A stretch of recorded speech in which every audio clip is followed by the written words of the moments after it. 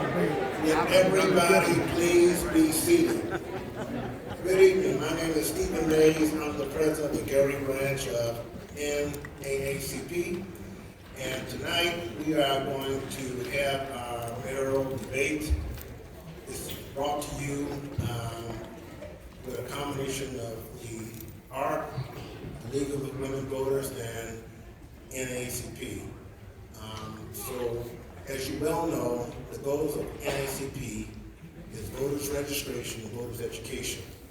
So tonight we're going to do our education piece. We are registering, we are doing some things in the back, and we're taking memberships. At this time, I would like to bring up Tom Maloney. He's going to be the moderator for this night's event, and he'll give further instructions. Thank you.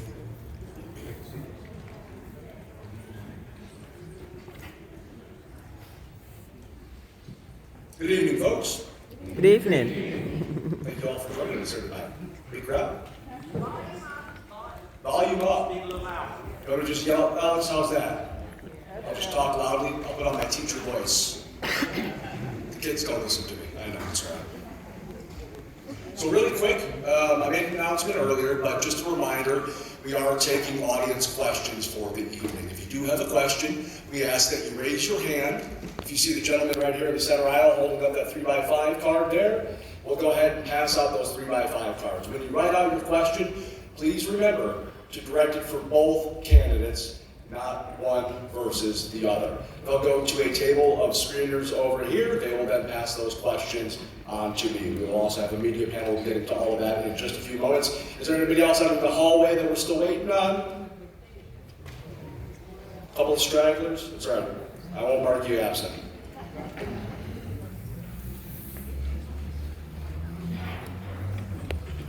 Okay. Thank you for joining us tonight at St. Timothy's Church in Gary for the Democratic primary debate between Gary Mayor Jerome Prince and State Senator of District 3, Eddie Melton. The winner of this primary race will face off against Republican candidate Andrew Delano in November. Primary election date is Tuesday, May 2nd. Early voting is officially underway from now through May 1st. If you need to register to vote, members of the League of Women Voters of the Calumet area can assist you tonight, as can the NAACP Gary chapter. Tonight's debate is made possible by the League of Women Voters of the Calumet area, Lakeshore Public Radio, 89.1 FM, the NAACP Gary Branch, AARP Indiana, RISE NWI, and Legacy Foundation. I'm Tom Maloney. I'll be tonight's moderator. This debate will be broadcast on Monday, April 7th at 7 p.m. on Lakeshore Public Radio, 89.1 FM. It is currently being streamed live online on St. Timothy's Facebook page this evening. For tonight's debate, we encourage the audience to ask questions. There are no cards that you can fill out, and we'll do our best to get to those questions and or topics that several questions might address. I ask that you hold your applause until the end of the debate following the closing statements from each candidate. Please keep cell phones on silent or vibrate as well. Before tonight's debate, candidates drew numbers to decide who would go first with their opening statement and who would go first for their closing statement. With that, Mayor Jerome Prince has 90 seconds for his opening statement, followed by Senator Eddie Melton. Senator Melton will then answer the first question first. Mayor Prince, you have 90 seconds for your opening statement. Thank you, sir.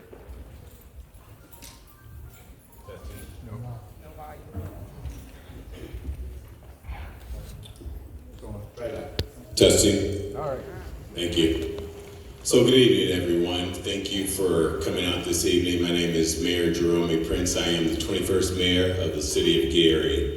It's an honor to be here this evening, and I certainly welcome all of you, and thank you for taking time out of your schedules to join us. I believe that we're going to have a lively and informative debate this evening that will certainly provide an opportunity for you to engage as well as hear what our perspective of the issues is or are. As the incumbent mayor, I certainly want to welcome this opportunity to discuss my record and also my vision for the future of the city. I believe that over the past 3 years as mayor, that certainly I've gotten to know firsthand what the many challenges as well as the issues are of the city. And I welcome this opportunity to engage with my incumbent, or the opponent rather, on all of the issues, and certainly get an opportunity to express what I will continue to present as my experience versus examples of what can be done. And looks like the time's up. Thank you very much. For the candidates, really quick, before we get to Senator Melton, it'll be the red card. Linda, if you can hold up the red card really quick, so both candidates, or Susan, if somebody can hold up this red card right here. You have 90 seconds for your opening statement. All right. Good evening, everyone, and happy Holy Week, and thank you to St. Timothy for hosting us this evening in Melton, Senate District 3. And we're here to discuss some very present issues that impacts the city of Gary, and that's why you all are here. We're here to discuss public safety, health and wellness, and just the overall quality of life for the citizens of Gary. I firmly believe that currently this administration has not been able to deliver on several issues, deliver to making sure that we are able to have a vision and a direction for the leadership of the city. I believe that we have failed, that this administration has failed to identify a chief of police in the last 3 years, to protect the citizens, and give leadership to the firefighters and the police department. I also believe that we failed to protect our assets. This is the Genesis Convention Center, the Gleason Golf Course, and the list goes on. I've been in your state senate for 8 years. I've been able to execute, deliver, and bring home the Hard Rock Casino. I've been able to help stop the closure of our Gary School Corporation. I've been able to help bring over $20 million to help put new roofs on the buildings of the schools, boilers in the systems, and also to make sure that we put a new football field in West Side Leadership Academy.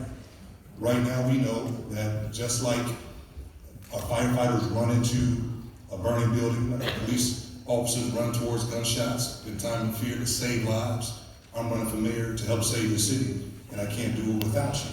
I'm asking every citizen here to join me in that effort.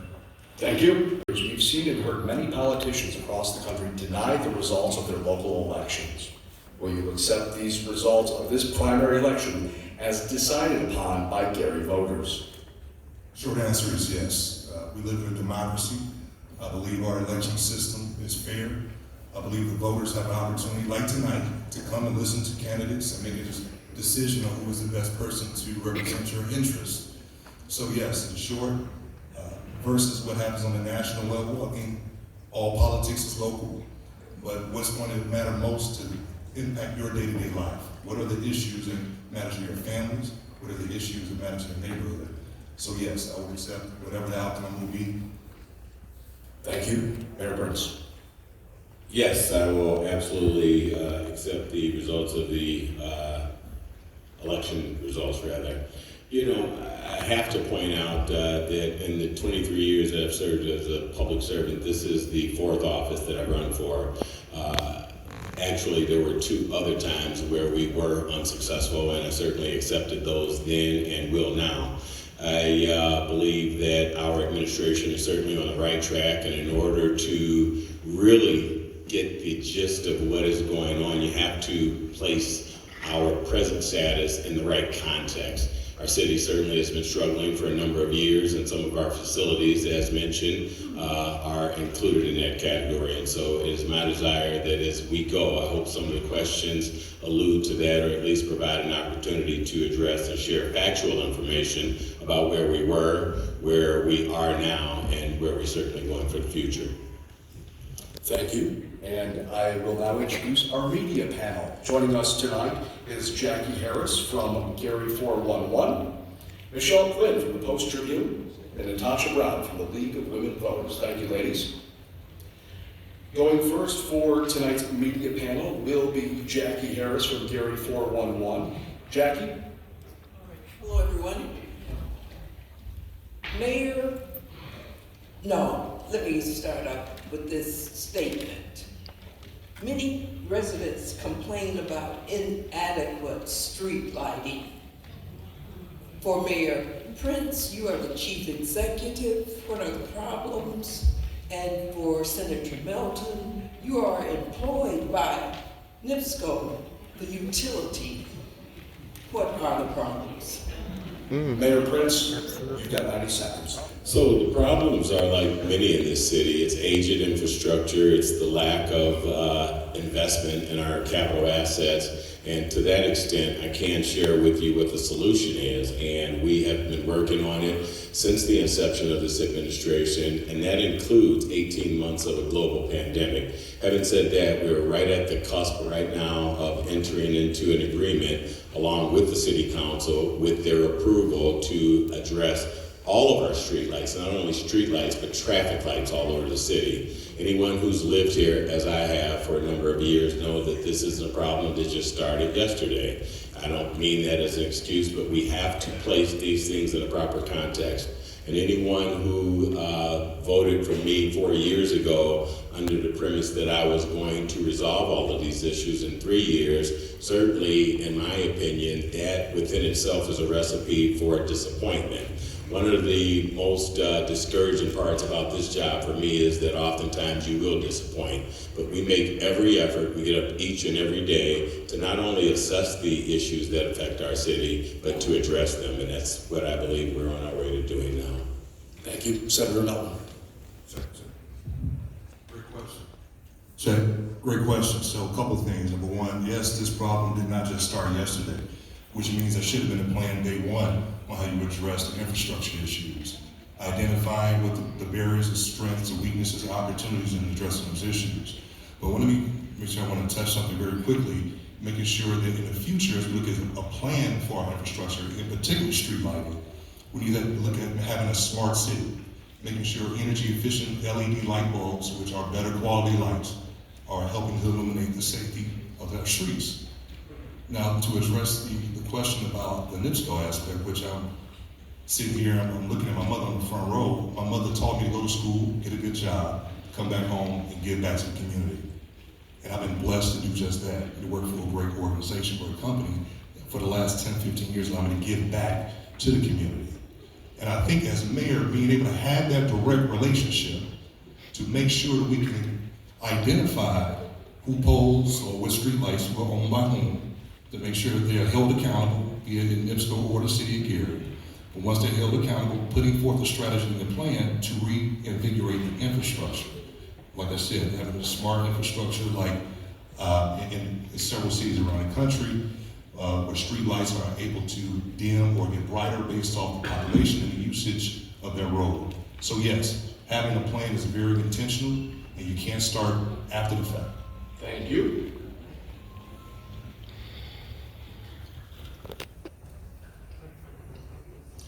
Small businesses are the lifeblood of cities and towns.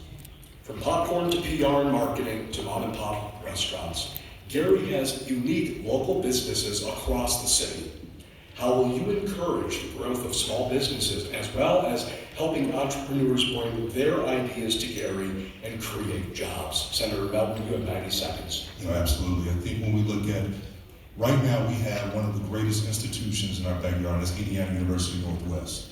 They bring a wealth of knowledge and information and expertise that can help our small businesses. They're already doing it, but we can grow that and we can expand that opportunity. But just like any country, in every city, the pandemic has been hit hard for many individuals and small businesses. And that's why it was frustrating to see this administration not put the American Rescue Plan dollars out on the street when they received the first $40 million in 2022, I believe, 2021. So yes, those businesses have been struggling. So having the small business incubators, investing in small businesses, working with our corporations to help mentor individuals to grow their businesses, and partnering with our banks and holding our banks accountable to make sure that they invest in our minority-owned businesses and minority-owned and women-owned and veteran-owned businesses as well. So it's a relationship, it's a partnership and collaboration that's long overdue in the city of Gary. Thank you. Mayor Prince. So in terms of small businesses, I'd like to speak again from the perspective of what we're doing now. As the mayor of the city of Gary, I certainly introduced an ordinance and it was ultimately approved by the Common Council to appropriate $2.5 million for the purpose of enhancing and providing opportunities for small business. Having said that, it's great to get up and say we need a plan, and I certainly would agree. But part of having a plan is certainly assessing what the challenges are, and to that extent, it takes time to do that. I've heard the adage that you plan long and execute fast. After 2 years and 2.5 years in office, we believe that we at least began to scratch the surface of what many of the challenges are. But in terms of the plan is to take care of our foundation and the structure of the city, public safety, cleaning our city up, and certainly making sure that the interactions between us and our residents are adequate and that our residents have access to City Hall. We've done all of those things. That was the plan from the beginning, and that certainly is the path forward. Thank you. Next audience question dealing with blight. Senate Bill 434, of which you both support and endorse, would allocate undesignated state funds to Gary for redevelopment of the Metro Center Transit Hub, public safety improvements, and the demolition of blighted and abandoned buildings. If approved, how much impact would those state funds and potential future state funds have on the Steel City? Mayor Prince, you have 90 seconds. Microphone. In short, that those funds would have tremendous impact, but it's important to mention also that it would have been ideal if the senator and I could have worked on this together from the beginning. And I'd also like to mention that because of our involvement and certainly the relationships that I've established with other legislators, and it was stated in the hearing that we attended just yesterday that had it not been for the House side of it, and particularly Representative Slager, this bill may have died. It's our intention to utilize those resources for demolition and the Metro Center as priority items, but also we've identified the corridor in which we will begin. In fact, the city owns approximately 10% of that property along the future TDD that will be established, and we also understand that by doing so, that creates the impetus for jump-starting what will be the rest of the vision, or the execution of the rest of the vision, and that's revitalizing our downtown with mixed-use development and other opportunities for our residents who come back to the city. Thank you. Senator Melton. Being in the house of God, I'm gonna speak the truth. Senate Bill 434 is my bill. So I want to thank the mayor for endorsing my bill. Again, please refrain from applause during the debate. Thank you. And it's easy to play Monday morning quarterback when you don't know what you're talking about. Simply when it comes down to this bill, that I came up with the funding mechanism because of the passage of the casino legislation that I co-authored, that gave us the ability to access nearly $20 million. Right. Bill passed 48-0 in the Senate. 48-0. It goes over to the House. Now this is part of the process that he may not understand. This is how the legislative process works. It's 150 people. Everyone's not going to agree on everything. But God has blessed me to be successful in getting things done on behalf of the city of Gary. With my bill, it's moving. And I thank you for supporting that bill, Mayor. And it's going to benefit the city. It's going to eliminate blight. It puts a plan in place because I set that plan in place in the legislation. And the designation that he talked about that he's going to identify and approve, guess who? There's one of 4 people in the state that's going to help approve that TDD. Me. Because I sit on the state budget committee. And we're the last body that approves that. So let's be very clear on the facts here and not misconstrue things to lead the citizens to believe in it. So thank you again for supporting the legislation. It's going to help us to make sure we have public safety infrastructure as well. Thank you. We'll now go to the media panel and Michelle Quinn for the Post-Tribune. Good evening. I'm gonna piggyback off the 434. The city has had a reputation for being difficult in terms of getting redevelopment done. There's always a lot of red tape, and what I was going for, when we have these funds to do the blight removal and Gary becomes a clean canvas, how are you going to address, or how are we going to spur on development? Senator Melton, you have 90 seconds. Great. Number one, we're going to set up a one-stop shop for all businesses to come and deal with the city of Gary. Make it cleaner, efficient, and make it more transparent for you to know how to get a permit, get a license, and do business in the city. So when it comes down to development, economic development is not economic development. Redevelopment is a component of economic development. And we have a redevelopment commission and a director of redevelopment. We do not have a director of economic development. We don't have someone that's going around the country selling our story and telling, instead of waiting on bloggers and YouTubers to tell our story that we're the most miserable city. We have the resources, we have the infrastructure. Senate Bill 434, which is my bill, that's going to be hopefully passed, you know it will. Again, will provide that platform, the opportunity to invest in the footprint potentially in Hard Rock for the entertainment district, for a new convention center since the Genesis Center is closed, but also to reinforce the downtown district with a new brand new train station that's a $95 million investment. And in the legislation, we ensure local hiring is a priority. Minority hiring is a priority because we've learned those lessons when we've seen the new IUN facility that was built on Broadway, that we needed more Gary citizens on those job sites. And this bill is something that we're going to fight to make sure that's going to happen. Thank you. Mayor Prince, you have 90 seconds. Michelle, please repeat the question. Oh, sorry about that. Question was, how are you going to revamp redevelopment and economic development when the bill passes and, get rid of the red tape? Sure. So first of all, let me say that there will be a committee set up that actually allows for the distribution of the funds that are going to be dedicated to demolition. That within itself is an integral, very important first step to creating a pathway for future development. Along 5th Avenue and 4th Avenue corridor, we have about 350 structures that are abandoned and blighted, and the cost of demolishing those is about $12 to $15 million. That is essential to creating a pathway to the type of development we want to see. In terms of our operations at City Hall, prior to this administration, and certainly long ago, prior to even the former one, tax caps came into effect, and the net result of that is limited capacity. We've heard one-stop shop before, and we certainly realized what the impacts of that was when I took office. We had a completely disarranged configuration of operations, and in many regards do not have the ability nor the resources to hire a planning director, a zoning director, and many other capacities. And so one of our focuses is to make sure that everyone on our team realizes that capacity isn't an excuse to not move forward,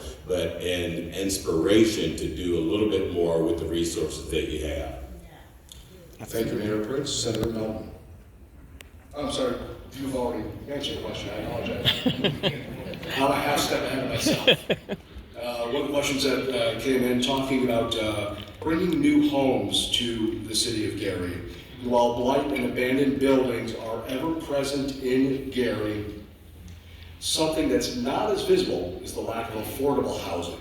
What are your plans to help Gary residents find and afford housing across the city? Mayor Prince, you've got 90 seconds. One of the first things that we've done is, along with the demolition resources that we have on hand, is to utilize the ARPA dollars to create more housing opportunities, not only affordable housing, but we understand that in order to rebuild our tax base, we also have to be able to attract market rate housing. There's only 11% of the houses in the city of Gary that were built after 1980, and that suggests right within itself that there is a need. I believe that people will move to the city of Gary, but they certainly want to realize the same amenities that you can get in any other community. I believe also that that opportunity starts with our downtown area. We also have many other areas, Miller and Glen Park as well, where the university is the anchor, but we have to capitalize on the assets that we already have and build outward from there. Thank you. Senator Melton. Repeat the question, please. While blight and abandoned buildings are ever present in Gary, something that's not as visible is the lack of affordable housing. What are your plans to help Gary residents find and afford housing across the city? So I don't just see a lack of affordable housing, I see a lack of quality housing. And I think there's a difference. Around the country is a housing crisis, and right now in the legislature, we're passing legislation to address that in the state of Indiana. And part of the bills that I'm co-authoring to help bring that home is ensure we offer incentives for developers. But before we even start that, we need to take a thorough assessment on our land. Gary, the city of Gary, the Gary Housing Authority, and the Gary School Corporation are the three largest landholders in the city of Gary. And we have not had the leadership to coordinate, to work together to figure out how do we assess and what's the highest and best usage for that land. And I see housing as a key primary source of that. It's a primary way if you're going to raise the revenue. And housing and bringing the tax base up is going to be critical. But we have to have adequate housing for seniors. Instead of solely relying on high rises, we have to make sure our veterans have quality housing. We have to make sure our single family units as well. But also something I'm looking to explore as your next mayor is student housing. We have a university right here in our backyard, and right down the street, Hammond has almost 1,200 units where they have students living on campus. There's no reason why Gary shouldn't have a campus. And I'm looking at why can't we use Gleason Golf Course as an opportunity to leverage that? And that would be a beautiful opportunity for not just housing, but also retail as well. And you will not just solely rely on the development downtown, but also grow the inner core of the city as well. Thank you, Senator Melton. We've got several questions already tonight about crime. High crime has been a constant issue in Gary. Although recently, Gary police have stepped up the patrols across high crime areas. But at the end of March, 6 people were shot, 2 fatally in the span of 12 hours. In February, a 13-year-old boy was shot to death outside of Power and Light Church. 4 people were shot and killed within 24 hours in October of last year. 2 of them were children, 14 and 16 years old.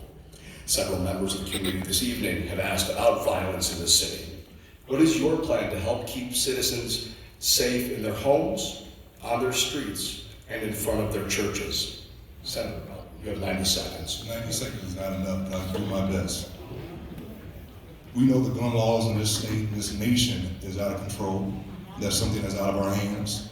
But as on a local level, we know we have to provide our law enforcement professionals with the resources and with the training to address these issues. But also when we look at the most recent data, I know that according to the most recent statistics, right now in April, we are about 17 homicides altogether. This time last year, we are outpacing that right now.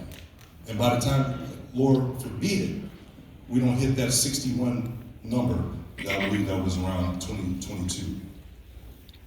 So yes, this is a very vital issue. We need to be proactive as well. We know that every summer to school, when school ends, there's always altercations and it spills out to the streets. So it's not as simple as doing press conferences and talk about new initiatives and programs. What's going to be the strategic force to make sure our law enforcement professionals have the resources that they need? And that's increasing pay, making sure that Hammond and East Chicago are not cycling our officers off, offering them better benefits. It's making sure they have the technology that they need to address the criminal activity in the city. But you don't address crime by over-policing. You address crime by addressing poverty. And that's something I believe in my leadership and having nonprofit experience, working with our faith-based institutions and also our nonprofit organizations to address providing the basic needs for Gary citizens. Mayor Prince, you have 90 seconds. Thank you. So often I'm going to continue to refer to experience because it matters. And in this particular instance, it certainly matters to have the experience and the knowledge of what the present status of our public safety, both police and fire, is. I want to point out that prior to our administration, there were 3 independent assessments conducted, one by the state of Indiana State Police Association, one by the Association of Chiefs of Police, and one was a federal study. Each of them yielded very similar results, The point is that prior to this administration, none of those results were adhered to. We looked at those reports and realizing that A, we do not have the capacity to create a new structure and a foundation for the department, we sought assistance from our state and federal partners, successfully doing so. And now at this particular point, we have, in my opinion, what has been the best operation, or at least on the path to the best operation, including making sure that the amount of officers that are on the streets have been doubled over the last couple of months. I believe that that's the pathway forward. Yes, you cannot solve crime with simply addressing it with additional officers. In terms of being able to hire, you need to have the resources. Just last year alone, we were unable to collect $49 million in resources that we would have ordinarily been able to collect had it not been for tax caps. I believe that experience is important, and I believe that understanding what the accurate issues are is more important. Thank you, Mayor Prince. We're going to go back to the media panel now. Natasha Brown with the League of Women Voters. And answering first on this question will be Mayor. This question was submitted through the Legacy Foundation website, and I'll provide background, then the question. I sold my beautiful home in Gary, Indiana due to the rental property across the street being poorly managed by the owner. From multiple cars being parked in the wrong directions to pit bulls being unsupervised, it was terrible. I did not want to sell my home. However, as a tax-paying citizen and working for the city, I believe more could have been done to ensure the well-being of homeowners in my former block. My question is as follows. If either one of you are elected as the next mayor for the city of Gary, what policies and laws would you put into place regarding slumlords? Mayor Prince. So we've already begun to address that. Prior to this administration, the city of Gary did not even have a process in place in which you could place liens on negligent property owners. We've established that. In addition to that, we also have established a GBL process in the city of Gary that we're utilizing very effectively. I believe that the answer is multifaceted, but first of all, I think it requires us setting the example. In our administration, we've been able to clean up all of our city properties and continue to work on that. How can I ask and reasonably expect any citizen to take care of their property if we don't take care of ours? I'll point out a couple of examples. In 2019, there was a report done by CBS which showed thousands of cars that had been abandoned on one of the city properties for over 10 years. Immediately upon taking office, we took care of that. Go by that area now, it's clean. The fuel yard on 11th Avenue, another haven for abandoned, blighted properties. That's now clean. We have a salt dome in order to protect our resources. It's about using the resources that we have more effectively and finding opportunities to generate additional resources, but address the issues that are most prevalent to our citizens. And of course, blight elimination and negligent property owners continue to be at the top of the list. Thank you. Senator Melton. I can't congratulate the mayor for doing what they're supposed to do. And clean your own Previous property. administration didn't do That's it. like congratulating me for saying clean my house. But he didn't make the mess. Yes, that's something as a mayor you're supposed to do that. But going back to the question, code enforcement is a very dire need. And we know that we have a lack of individuals that's in that department. But how do you be more creative? How do you use your American Rescue Plan dollars, like the city of Detroit, that's partnered to hire more individuals that's transitioning out of prison, that's displaced workers, that say we're going to collectively, aggressively clean up the city. And not just pockets, or have annual events of Earth Day, which is great. And I commend every volunteer and every person that has stepped forward to help pick up litter and clean the city. But we have a real problem with illegal dumping. There hasn't been a true plan to address that. And part of that is the narrative. Part of that is the narrative when we continue to not have a plan of development, and we allow developers to come in and tell us where they want to go. And they go in our own backyards, our neighborhood, and then we're not looking for a trucking company right next door to us. So all of that collectively plays a role in that. So cleaning properties, yes, we're going to do that. But we're also going to expand. If there are American Rescue Plan dollars left in 2024 when I'm mayor, we're going to use that wisely. And we're going to figure out how to strategically clean the city up. Thank you. We've had a couple of questions this evening with regards to health and health care, but both candidates have already addressed the American Rescue Plan Act funding that Gary did receive. We'll switch gears and get to some of those health care questions in just a few minutes. Gary was awarded over $80 million in American Rescue Plan Act funding. $2 million will go towards small businesses and nonprofit organizations. $1.5 million toward infrastructure upgrades to the YWCA. Another $1.5 million going towards a mobile mental health unit, and more going towards premium pay, improving the city's broadband, a summer youth employment program, and a guaranteed income initiative. What are your plans for the remaining millions of dollars in ARPA funds? Answering first will be Senator Melton. Well, number one, we need more transparency to figure out what is left. And I don't have a website that points me to that. If I haven't seen it. I want to thank the council members, all of them, the ones that I've talked with that have been open to sharing that information with me. But as I travel in every part of the city, the community doesn't know how those dollars have been clearly used. It's been broadly communicated. So yes, my question is, if we didn't have those dollars, what would have been the plan to move the city forward? How would we have addressed those things? However, we have the dollars now, and we have to use them wisely.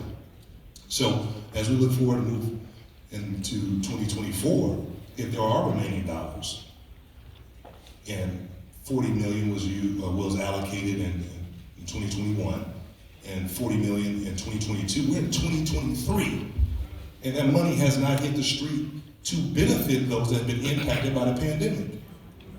The true question was, what is the delay? Was it the election? Was it waiting to have press conferences and announcements? I'm happy to serve on state budget committee, like I mentioned before, and part of the $30 million that went towards the Tolleson project to grow that, I helped secure along with the governor to give that matching $10 million through the READY grant. The governor asked me directly, you can ask me yourself, Senator Melton, help me increase the budget of the READY grant so we can make sure we have enough funds around the state to support your city. We'll leave it there. Thank you. Mayor Prince. Thank you, and I appreciate you going down the list of the present ARPA appropriations. 90 seconds certainly won't provide enough opportunity to explain that, but let me say to date, $54 million of the ARPA dollars have been appropriated, much of which has been gone to shore up our deficit. I walked into office looking at almost a $16 million structural deficit, and unfortunately that's not simple to replace. We've utilized the ARPA dollars in the most effective and efficient manner and look for opportunities to make those dollars stretch, whether it be to use them on specific programming or to find opportunities to match with other proceeds, whether it be state or federal dollars, in order to get the greatest asset or the greatest benefit out of those assets. Yeah, when you look at it on the surface, $80 million is a significant amount of money, but when you consider the history of this city, the lack of assessed value, the 78% collection rate, and the fact that last year alone we were unable to collect $49 million in taxes, that's relevant. Thank you. Again, please hold your applause. We'll go back to the media panel now. Jackie Harris from Jury 411. Answering first will be Mayor Prince. All right, short and sweet, this question. What are your plans for the Genesis Center? Mayor Prince? So, if 90 seconds is long enough, but you've got it. I really appreciate this question because there's been a lot of discussion, a lot of banter on social media, and that the reality of it is in 2017, the prior administration and the city council both recognized and publicly stated that we cannot continue to have this asset as a drain on our resources. In addition to that, in 2018, there was a fire report that deemed that particular facility unsafe, and to the best of my knowledge, hadn't been addressed. 71 days in office, I made a decision that the last two administrations certainly understood that needed to be made, but perhaps because of political expediency, chose not to. By doing so, we immediately created an environment that was more safe.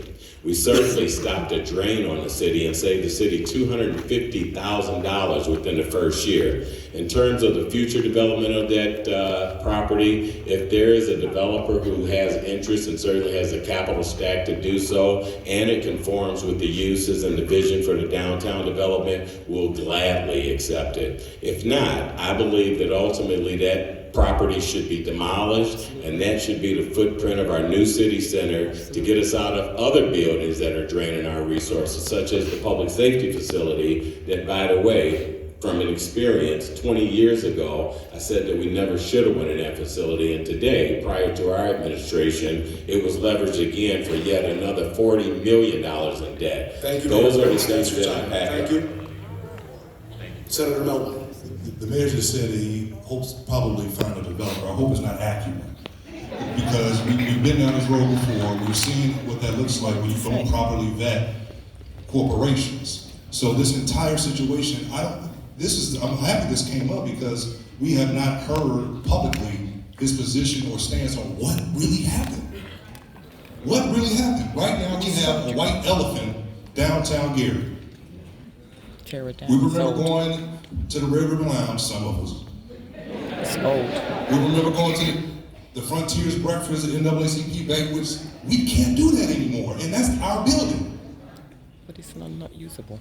So to come in office in less than a year, and say you saved us $250,000, at what expense? At what expense? So yes, as mayor, we're going to really evaluate and look at what is the highest and best use before we determine to demolish it. We're going to inspect to make sure what is the best quality of that structure. How does it play into my bill, Senate Bill 434, when we have a brand new train station? Will it be adequate for housing, for business development? Will it be adequate for so many other opportunities? So to sit here and say, we're going to look for a developer, we've been down that road before, and we've seen what the outcome looks like. And I think we also need to explore how in the world that we allow the mayor's own advisor be the advisor for action. There, Senator Melton, thank you. Answering first will be Senator Melton on this question with regards to health care. There are no level 1 trauma centers in Northwest Indiana following the closing of Franciscan Health's Hammond campus in 2022. Needing access to a trauma center because you're the victim of crime is one thing, but there are also community members needing immediate care for serious injury issues like a stroke, car accident, or a workplace incident at the mills. Meanwhile, Gary is also a healthcare desert. There are currently 5 pediatricians practicing in Gary. Gary's population is 68,000 people. Noblesville, Indiana's population is 70,000 people. Over 120 pediatricians currently practice in Noblesville compared to Gary's 5. If elected mayor, how will you ensure that there's adequate health care for the residents of Gary? Senator Melton, you have 90 seconds. Very good. Yes, we don't have a level 1 trauma center.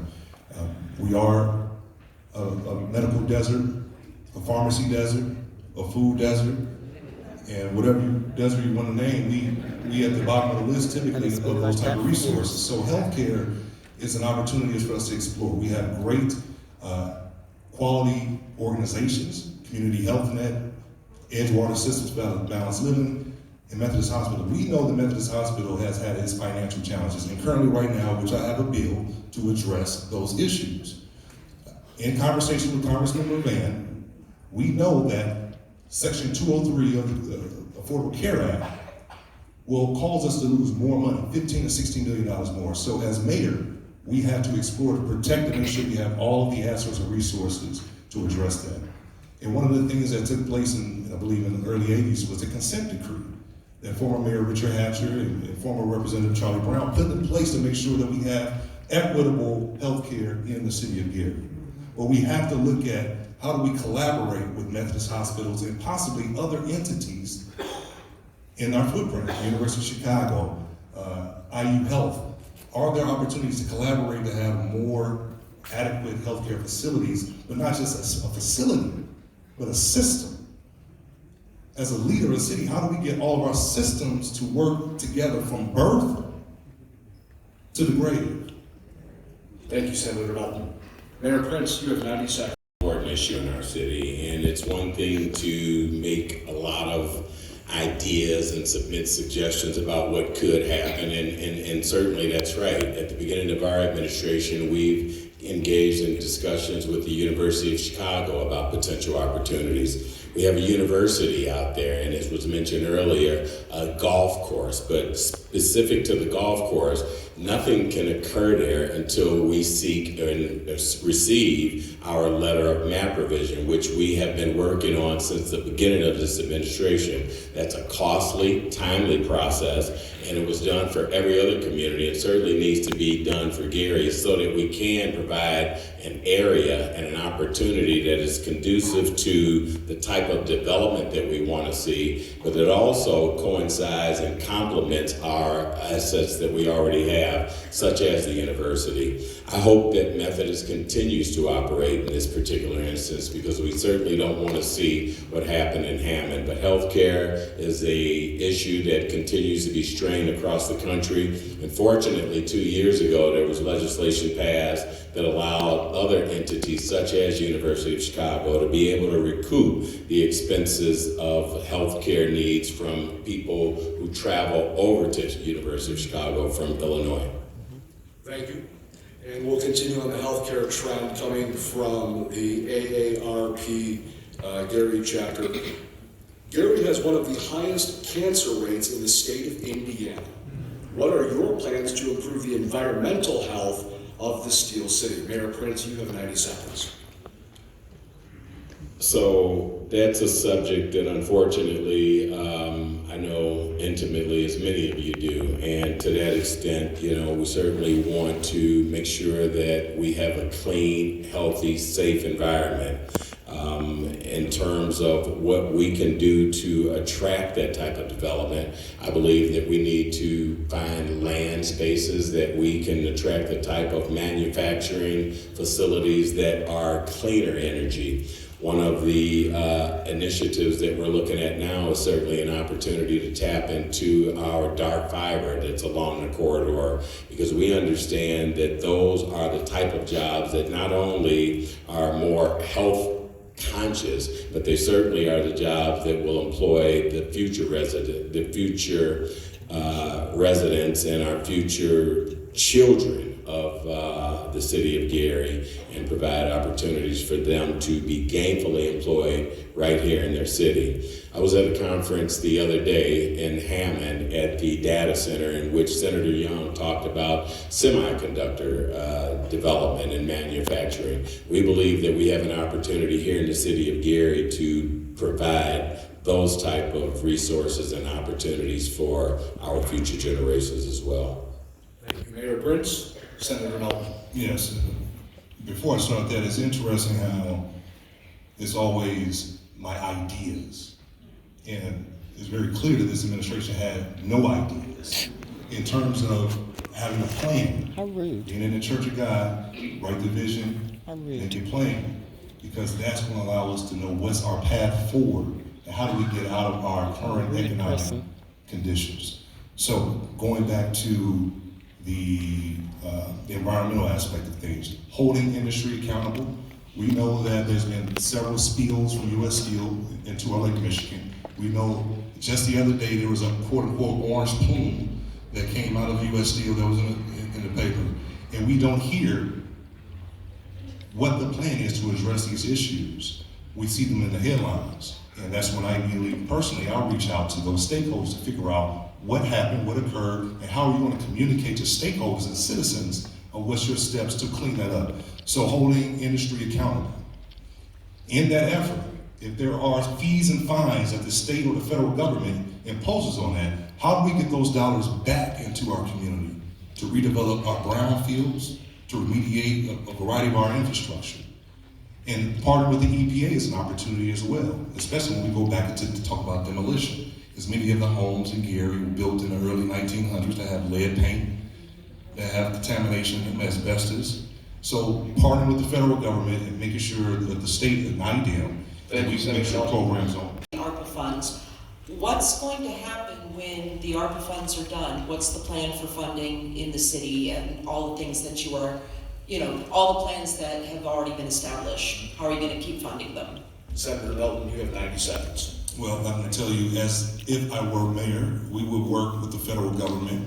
We will work with our corporate partners around the country, not just in our own backyard, to address several issues. But one of the issues we have to figure out is making sure how do we have a sustainable plan for our infrastructure, making sure that we have all of our streets are paved. And there's a plan in street pavement that talks about what is the most critical roads that are in disrepair.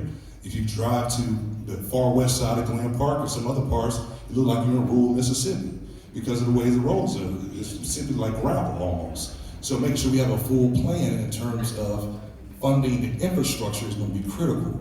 And that's innovative financing mechanisms that's partnered with the federal and state government, because President Biden and Congress just passed the Infrastructure Act.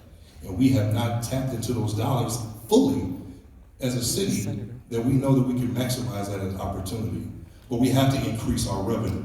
And increasing our revenue from economic development is going to include housing, but also having the Director of Economic Development and Department of Economic Development to go out and invest and invite corporations in that fit our plan that we develop as a city collectively, and not letting them come in and tell us what they want to do and where they want to develop. So yes, having a good portfolio, a good balance of housing to increase taxpayers, but also a good corporate portfolio as well of individuals and corporations. Thank you, Senator That's what Melton. it is. Thank you.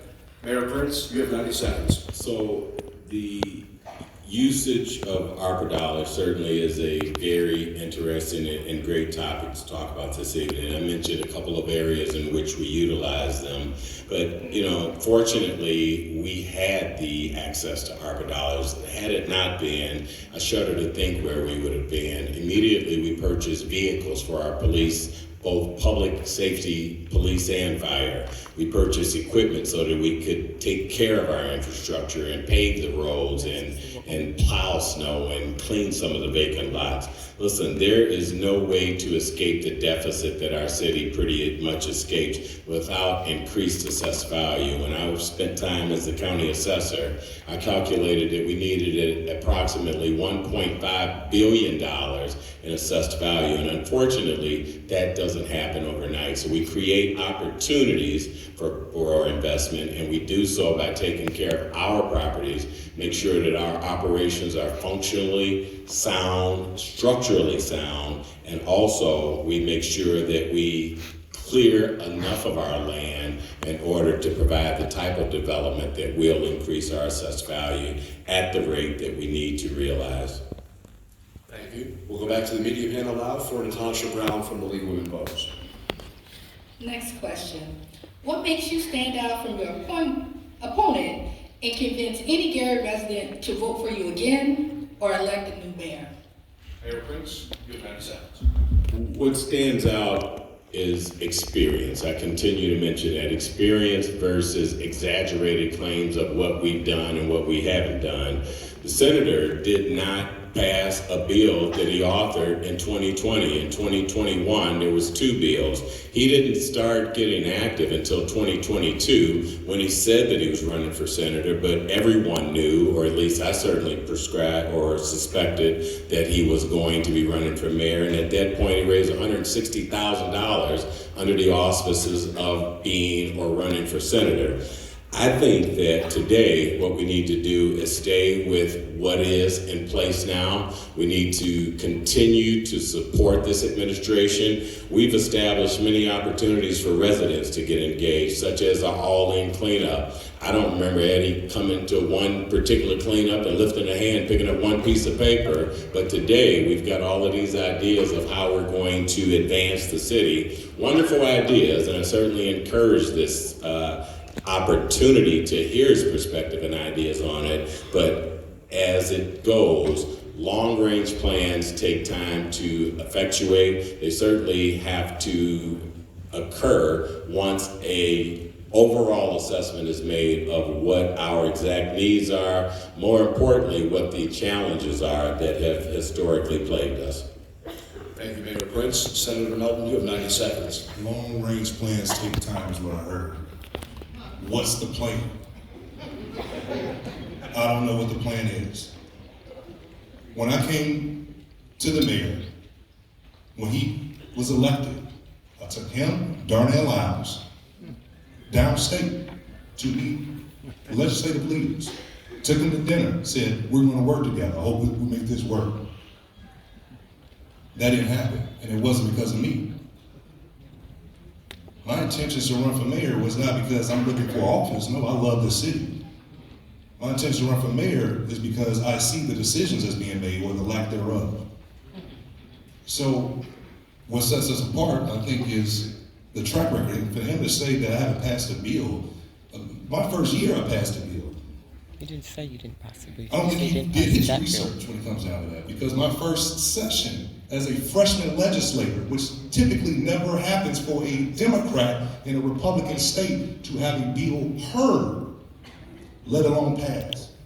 Because it was already. So we could have done a lot of great things together, Mayor. Instead of fighting, we could have worked together. And when I sit back and watch you and the council go at it, I understand how things cannot move forward in the city. So that's why I'm running for mayor. Thank you, Senator. Again, please hold your applause until all are okay with it. We'll go ahead and stick around and ask a few more questions, all right? Yes. We're going to switch gears to education. Answering first will be Senator Melton. The Indiana Distress Unit Appeals Board, the DUAB, still controls the Gary Community School Corporation through 2024 and possibly 2027. If elected mayor, what is your long-term plan for the Gary Community School Corporation School Board? Check. Right now, we're fighting to make sure it's returned back to local control. I'm working with the entire Gary delegation to make sure that that happens. We know that being in a supermajority state, that we have an uphill battle. When I was sworn in, the day I was sworn in, I was taken into the room, and I was told we have to shut the Gary School Corporation down. They called Gary, they called Hammond, East Chicago, Lake Ridge, and they had plans to send our children to those districts. And I worked with our Gary delegation to do the best job that we could to stop that. So I have been a proponent for public education. And right now we have to return it back to local control and have our local community involved in that process. So when it comes down to where do we go from here, when the referendum, let's talk about the referendum real quick. When the referendum passed, which I voted for the referendum, yes, I did. I want our children to have better school facilities. This mayor did not even stand strong on one position, one way or the other. He didn't tell the public if he supported it or not. That's not leadership.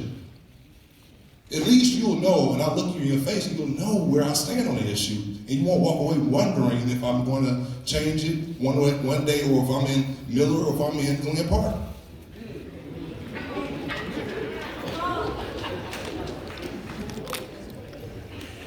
So returning it back to local control and making sure that we have an Office of Education and Innovation. And you can look at my website right now, eddiemelton.com. You'll see our education policy plan. Thank you, And Senator. you can ask those questions. We'll leave it right there at the website. Mayor Prince, you got Thank you. 30 seconds. Yeah, I'll take every second of it also. So listen, I didn't come here to spar, but I think, this is a lively debate, and that's what we look for, and that's what I promised. In terms of the Gary Community Schools, I am a product of Gary Community Schools. My wife for 40 years we educated all of our 4 sons in the Gary Community Schools, and we continue to support the schools. The reality is over 50% of our kids go to charter schools. I didn't create the situation. It was created overnight and wasn't created overnight. But what I find interesting is the senator authored the bill that actually created the school takeover, the state takeover. And today, you want to find opportunities to get it back to local control. We do also, but what we need to recognize is that what our kids need most is an opportunity to have a quality education. Absolutely. Such as one of the things that we proposed at the very beginning of our administration was partnering with the universities such as Purdue, which there was interest in that, and to my knowledge, and certainly it was it's public knowledge that the senator and others opposed that. It wasn't that we wanted to dismantle the public school system as it is. By the way, charters are public school system. What we wanted to do is provide the best opportunities for our children, because that's what's going to entice other folks that we want to attract to our area back to the city, is if they have quality education, quality opportunities for their children. And unfortunately, even though... Prince, thank you. We'll leave it there, Mayor Prince. We're going to continue on the education vein right now, though this also does incorporate business development as well as your pocketbooks. 75% of Gary Public School students are eligible for free or reduced lunch. This is a clear indicator that Gary residents are struggling to make ends meet, especially those with children. What is your plan to help the residents of Gary become more financially stable? Mayor Prince, you have 90 seconds. So the best thing that we could do is provide opportunities to create the type of employment environment that is going to create more than just your menial salaries. We need to tap into the dark fiber, as I mentioned earlier, and create opportunities for more jobs that are related to technology. One of the initiatives that we did that often goes overlooked is the opportunity to create a pathway for what exists now over at the Tolleson School, and that is the Teen Tech Center. We are now engaged in discussions about tapping into our dark fiber that runs along the toll road. We have partnerships with the university as well, and we believe that those type of relationships and those type of initiatives will create more meaningful jobs that will sustain our community and create opportunities for all of our residents to be employed, but particularly the future generations. Thank you. Senator Melton. So really quick, I want to go back to the last question. It's inaccurate that I authored that legislation, I co-authored that legislation to prohibit further construction of the Gary School Corporation. I want to make sure that was clear. You mentioned free and reduced lunch, and I believe you said over 75% of our children. I currently partner, right now, we have a bill that just passed to ensure that 21st Century Scholar students receive automatic enrollment in that program. So with that, we're going to partner as mayor with Indiana University Northwest to ensure that they recruit intentionally Gary students, no matter what school district they're in, to make sure that we keep them and give them an option to stay in the city of Gary. The next thing we're going to do, we're going to invest in workforce development, which we do not do right now. That's not taking place. What does that look like? That's making sure my friends and the carpenters are here, and the carpenters that's looking to get into the schools right now to ensure that children understand how to become a carpenter, how to have a livable wage. Talking with our corporations to make sure that we raise wages to a livable wage. Having that tough conversation. And we know they can do it because when the pandemic hit, everyone, raised their wages because they were looking for employees. So it takes a very concerted effort to make sure we address our economic conditions. And it doesn't happen overnight, yes, but it happens with a plan. And planning to collaborate and partner with organizations like the Center for Workforce Innovations and so many organizations. Thank you, Senator Melton. Really quick in timing, we're going to go ahead and try to get the media panel one time through each. So the next three questions are going to come from the media panel. Up first is going to be Jackie Harris from Gary 411. And Senator Melton, you'll be answering first. You'll have 90 seconds. Okay, candidates, let's talk about your campaign platforms and your campaign communications. Mayor Prince, your ads. Senator Melton first. Oh, sorry. Yes. Okay, Senator Melton. You have a proposal to create an Office of Education. I read that. It's lengthy. So how will that Office of Education impact the students now who are in grades K through 3? So again, EddieMelton.com, you can check out the plan for education. We'll also include a cabinet of every single school leader in the city of Gary, be it public, charter, and private. all sit around the table to discuss how do we close the achievement gap of our students. We know that every child has to read at a third grade reading level, and a city typically doesn't have direct influence over education, but as a mayor, you can have your influence to create a culture of educational appreciation. And that's something that I'm going to do, and I'm going to lead that effort to make sure we pull the resources to make sure our children have the resources that they need. And that's bringing in the clinics into the schools. That's bringing in the social service agencies within the schools.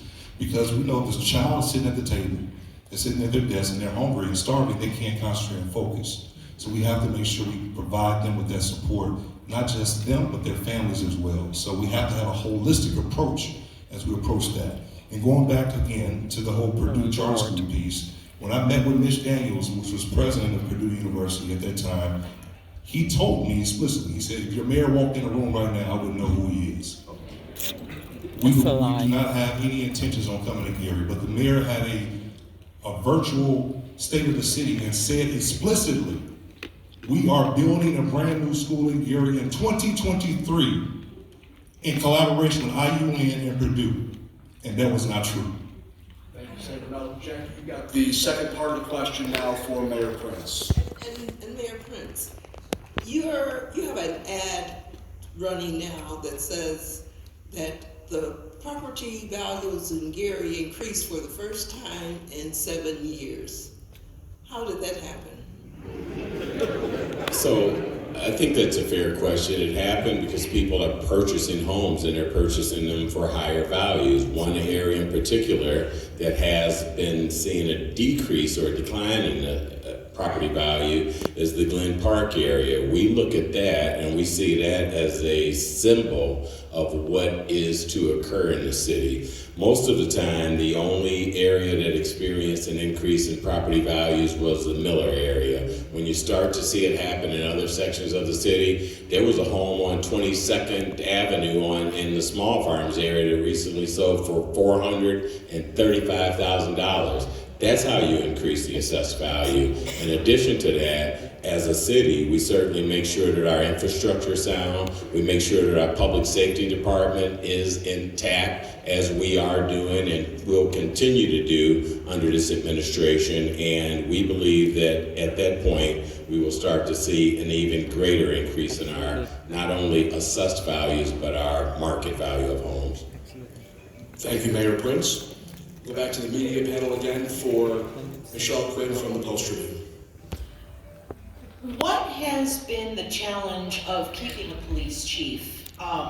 And what are the plans to fix that? Mayor Prince, you've got 90 seconds. So there's been no challenge of keeping one. We have a very fine police chief now. I think a lot of people get hung up on the term interim and they associate that with the morale of the police department. The officers I spoke to, especially the one talking in front of me, selected that, or sitting in front of me, that the morale wasn't necessarily related to directly or specifically the chief. It was related to the lack of equipment that they had. The fact that they had, in some instances, officers doubled or tripled up in a car. The fact that they didn't have proper bulletproof vests and other equipment that they need in order not only to keep themselves safe, but to perform their jobs effectively. We made investments in those areas, and because of that, I am certain that we are on the right path. As it relates to the chief that we have now, he's an accomplished chief, a former Gary resident who still has family and ties to the city, who loves the city, and in my opinion, he's done a tremendous job in the short period of time that he's done here. His assignment is to make a concerted effort in order to prepare what will be our next chief. Hopefully that will come from the inside. I believe strongly that it will. He's already on a path to doing so by establishing a new command staff who are all being held accountable and operating a little bit more efficiently than we were prior to becoming the mayor. Thank you, Mayor Prince. Senator Melton, you have 90 seconds. Thank you. Interim is interim. There's no gray area with interim. This current chief has a 6-month obligation to the city of Gary. And that came from the state police, not from this administration. So let's be very clear on that, on how we've arrived to this situation. So I thank the Gary FOP for endorsing me to be the next mayor of Gary. I thank the Gary firefighters for endorsing me to become the next mayor of the endorsed city of Karen, Gary. too. I thank the Gary Teachers Union They for endorsed endorsing Karen. me. And I can share more. But I think their endorsement speaks volumes that they trust the vision that I've laid out before them to help lead them and to help lead the city. They endorsed Karen and she lost. So I firmly believe that we have highly qualified individuals within our departments, and we can look and achieve that by thoroughly recruiting them and investing in them. But if we don't provide them and all the officers with a pathway of success, knowing that you can get promoted, knowing that you have professional development opportunities, knowing that the city is not just going to leave you 20 years without a contract like this administration has done with the police and fire department, and make that commitment to make sure that they had a contract. Imagine going to work and your employer does not give you a contract. And it's easy to say, well, that's been like that for 20 years. But when you stood before the officers and the fire department and said you'll give them a contract when you were running, Let him finish. and you couldn't hold up to that, I think that speaks volumes to this very day. We'll leave it there. Thank you, Senator Melton. Go back to the media panel now for the final question from the media panel, Natasha Brown from the League of Women Voters. Okay, this question is regarding the youth. So I've talked to some Gary residents and they have fond memories of working in the summer around the city. What is the status of the summer youth programs or plans to revise the summer youth work program? Senator Melton, you've got 90 seconds. I was one of those youth. I was one of those individuals that helped clean up parks. I remember during that era, every school was open, you can go have recreational, and that was a sense of community. I'm sure because of lack of resources, it may have dwindled off over the years, but that does not give us an excuse not to do it. And having the right leadership, bringing folks to the table, partnering with businesses and corporations, and not just solely relying on giving them a job and cleaning up a park, or working within a city structure. We have a huge city with a lot of stakeholders and partners, and we can make sure our youth are employed, but most importantly, I would say we have to make sure that they're safe in the summer. Right now, the only place they can go is either one of the local church, if the church is open, or the Boys and Girls That's what Club. the churches afford us. And that's one facility for the entire city. Even when they expand the Boys and Girls Club, that's still one facility in the entire city. So expanding safe summer options is something we have to explore for our youth. Giving them experiences of science, technology, engineering, and math, and bringing those resources with the university. I remember when IUN used to have the kiddie college. I bring it brought back, right? But how do we expand those options and opportunities, seeking additional federal as well as philanthropic dollars to make sure we can sustain those things at the same time? So my background is in youth development. I started out mentoring youth, and I think many of those Senator individuals are Melton, we'll have to leave it there. Mayor Prince, you have 90 seconds. So that's a great question to end on because it's, again, yet something that we've done in this administration. For the last 2 years, we brought back the Summer Youth Employment Program as well as enhanced it with the Mayor's Leadership Institute.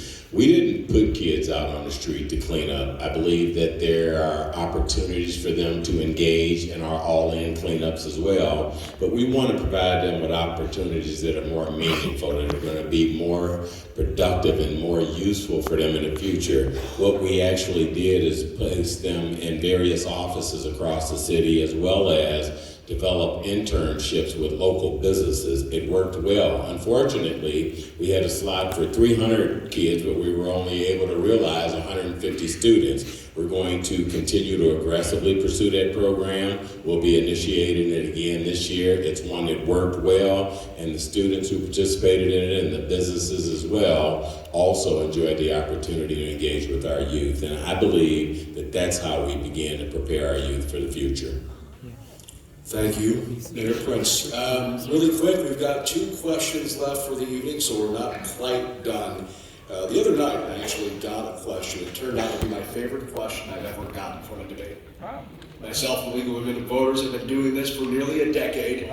I've got a lot of questions. This evening, Some of the same question. So whoever it is tonight after the debate, I want to once again shake your hand this evening. You all are going to love this. Answering first will be Mayor Jerome Prince. Please describe a notable achievement accomplished in the current position by the other candidate and what would make them a good mayor for the city of Gary. Set up. You have 90 seconds. Set up. It's a fair question. I'm certain that in the senator's 6 years that he's been in office, he's had to have accomplished some things. One notable thing is the piece of legislation that we are finally working together on, Senate Bill 434. It'll provide resources for demolition for a future Metro Center and one day a convention center, hopefully in the city of Gary. Yes. In the city of Gary. Short and sweet. Senator Melton, you have 90 seconds.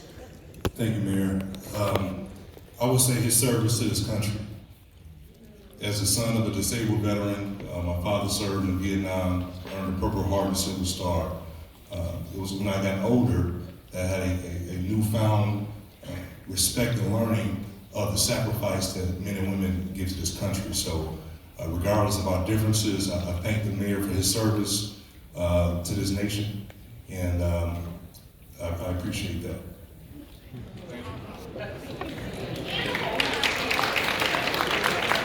Final question for the evening. Answering first will be Senator Melton. We've talked tonight about a lot of the problems and how you would work to solve during your term as mayor. Now, I want to know, what is the best thing about the city of Gary that makes you not only want to run for mayor, but to live here and raise your families here? The people.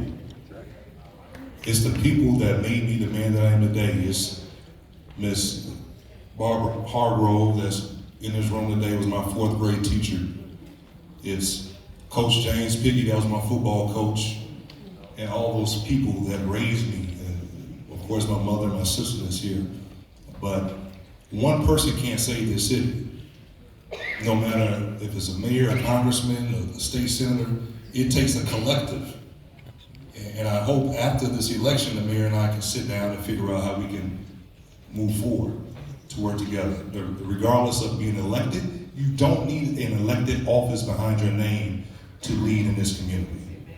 As a mayor, I want to empower the community to participate in turning this community around as a collective body. And as a man of faith, I believe that God is watching and paying attention to how we treat each other when it comes down to how we talk to each other. And I believe if we work intentionally as a collective community, there's nothing we can't accomplish as a city of Gary. We're the same city that produced the most famous family. We're the same city that created the steel that built this nation. And the people in this room and outside of this church, they're waiting on us. They're waiting on us to help either show or give a vision or invite them to be a part of our vision. But I think this is our opportunity to lead. Hold that thought. You'll still have time for 90 seconds for a closing statement. Mayor Prince, you have 90 seconds. Thank you. I would have to agree with the senator. By far, the people of city of Gary are a resilient people, even in light of the challenges that we faced over the last decades. And I've been a resident of the city my entire life, with the exception of the time that I spent in the Marine Corps.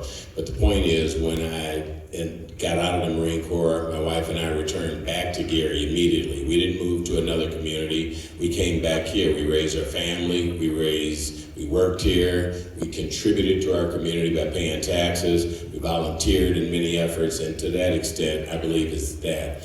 The second greatest asset is certainly our assets and our geographic location and the opportunities that exist. I believe that people across the country, across the county certainly, and across the state, at least that's what they share with me, are certainly recognizing that they have a mayor that's committed in office, a mayor that has history and experience, 23 years, who's proven himself in every office to make decisions that are in the best interest of the people. I think that within itself is the greatest thing that exists in the city of Gary. and certainly an opportunity for us to build on that and something that we'll continue to explore. Like the senator, I would love to sit down after this and certainly work together. I believe that there is a pathway forward. Just think what we could have accomplished had we gotten to that point before tonight. Absolutely. Thank you. And again, once again, I want to thank all of you for joining us here this evening at St. Timothy's Church. To the people and the staff of St. Timothy. For the last 50 years, except Gary. We sit in the most rich, logistically located city in almost in North America. We have a deep water seaport, an international airport, 8094, I-90, I-65.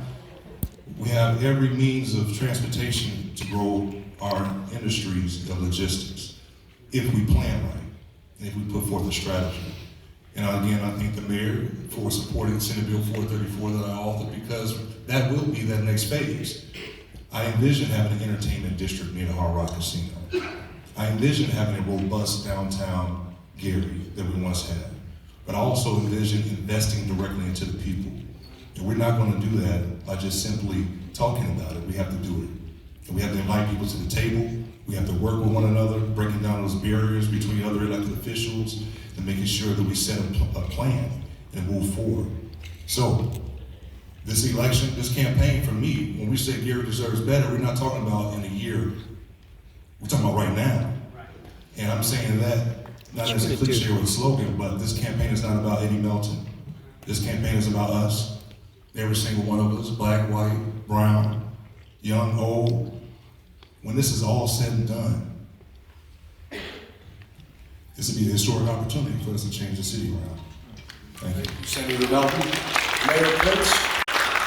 Thank you. I want to start by thanking everybody again for your attention this evening and certainly your participation in this process. I want to thank all of the organizers of this process for providing an opportunity and a platform for us to engage in meaningful ways and discuss the very important issues that affect the city. I want to thank my wife for joining me this evening and for the last 40 years of supporting, particularly the last 23 years as I've served in various capacities. You've been right there and continue to be my inspiration. Short story is, I believe that we are certainly on a path to success. It's a long path and there's certainly much to do. I understand that some people will or will not agree with every decision that we make on every issue. But the point is that we are committed to the success of the city. I believe that we're making the right decisions, and shortly thereafter, I believe that if we work together collectively, we can realize the type of city that we want to see. It doesn't just take elected officials, it takes everyone. It certainly takes Pastor, who opened his church up tonight for us to have this opportunity. It takes the schools, it takes businesses, it takes each and every one of us to be the very best Gary that we possibly can be. And with that, I think that Gary is certainly on the path to future successes. Thank you very much. Thank you.